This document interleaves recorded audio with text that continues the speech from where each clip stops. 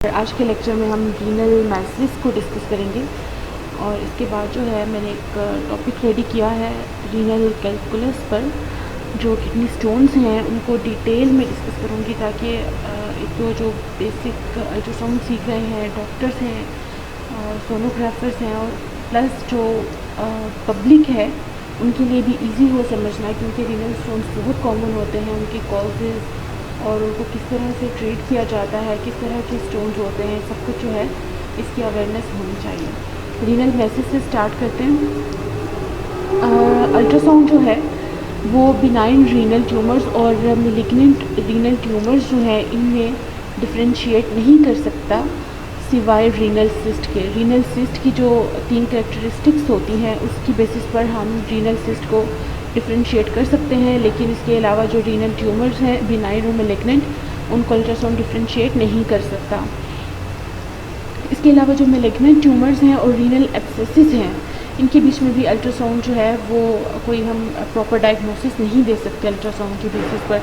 इसमें कुछ exceptional cases हैं उनको हम देखते हैं जिनमें जो है हमें एक कैरेक्टरिस्टिक्स मिल जाती हैं और उसकी बेसिस पर हम डायग्नोसिस दे देते हैं और मेलिग्नेंट की जो कुछ कैरेक्टरिस्टिक्स होती हैं वो हमें मिलती हैं तो हम कंफर्म हो जाता है। इन 2-3 चीज़ों को छोड़कर हम डिफरेंशिएट नहीं कर सकते अल्ट्रासाउंड पर। एक तो रीनल सिस्ट को हम देख सकते हैं और कंफर्म डायग्नोसिस दे सकते हैं। इसके अलावा अर्ली स्टेजेस में जो रीनल एंजियोलाइपोमा होता है उसकी कुछ कैरेक्टरिस्टिक्स होती हैं जो कि एक्यूरेट डायग्नोसिस देती हैं।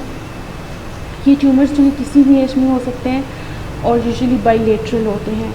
अल्ट्रासाउंड इमेजेस में हमें एंजियोलाइपोमा की जो कैरेक्टरिस्टिक्स मिलती हैं ये वेल सर्कमस्क्राइब्ड हाइपर इकोजेनिक और होमोजीनियस मैस होता है। ये 3 इसकी कैरेक्टरिस्टिक्स हैं, वेल सर्कमस्क्राइब्ड है, हाइपर इकोजेनिक है और होमोजीनियस मैस है।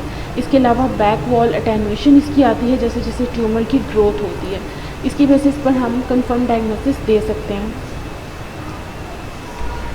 लेकिन इसमें जो है थोड़ी सी चेंजिंग हो जाती है कि ट्यूमर में जब सेंट्रल नेक्रोसिस होती है तो इसमें बैक वॉल इकोज जो है वो बहुत स्ट्रॉन्ग हो जाती हैं। सेंट्रल नेक्रोसिस के बाद जो है हम इसको अल्ट्रासाउंड पर डिफरेंशिएट नहीं कर सकते। अगर हम एब्डोमिनल एक्सरे ले रहे हैं तो उसमें ट्यूमर में हमें फ़ैट शो होगा, फ़ैट नज़र आएगा और उसमें भी जो है वो हम डिफरेंशिएट नहीं कर सकते क्योंकि जो फ़ैट होता है वो बहुत सारी रीनल मैसेज में हमें नज़र आता है। तो एक एंजियोलाइपोमा अगर 3 कैरेक्टरिस्टिक्स मिल रही हैं तो हम उसका कंफर्म डायग्नोसिस देंगे। अगर सेंट्रल नेक्रोसिस है तो वो डिफरेंशिएट नहीं किया जा सकता। इसके अलावा रीनल सिस्ट है जिसका हम कंफर्म बता सकते हैं। इसके अलावा जो रीनल बेनाइन ट्यूमर्स हैं और मेलिग्नेंट ट्यूमर्स हैं उनको डिफरेंशिएट नहीं किया जा सकता। थोड़ा सा मुश्किल है लेकिन आप 2-3 बार इसको देखेंगे तो आपको समझ आ जाएगा। इसके अलावा एक और सिचुएशन है वो भी हम डिस्कस करते हैं।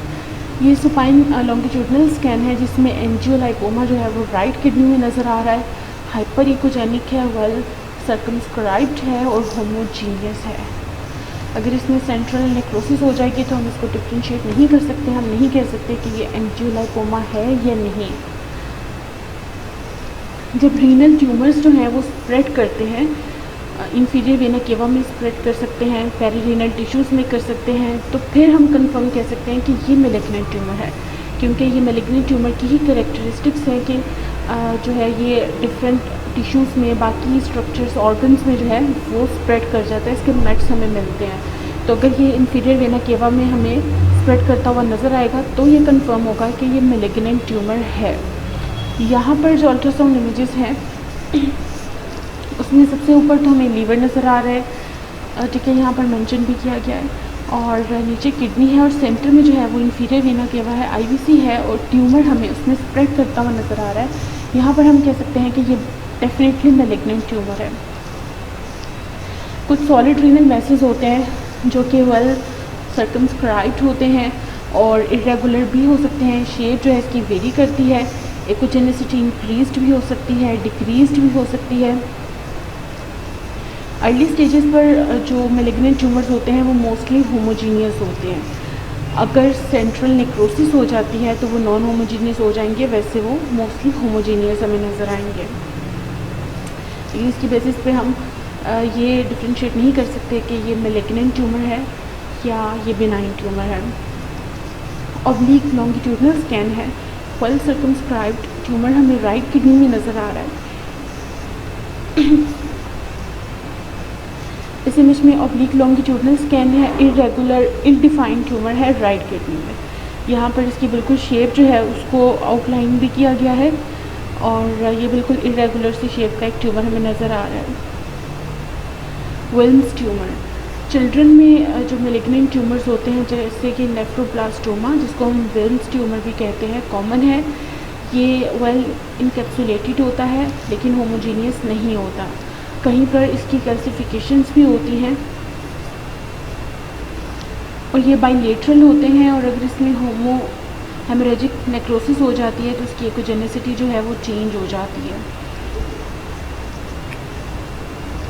लॉन्गिट्यूडनल स्कैन का एक इमेज है जिसमें विल्म्स ट्यूमर हमें राइट किडनी में नज़र आ रहा है, मोस्टली चिल्ड्रंस में होते हैं। तो यहाँ पर नोड्यूलैरिटी भी है और नेक्रोसिस भी हमें नज़र आ रही है। तो ये राइट किडनी को यहाँ पर जो है वो मेंशन किया गया है और ये साथ में विल्म्स ट्यूमर है।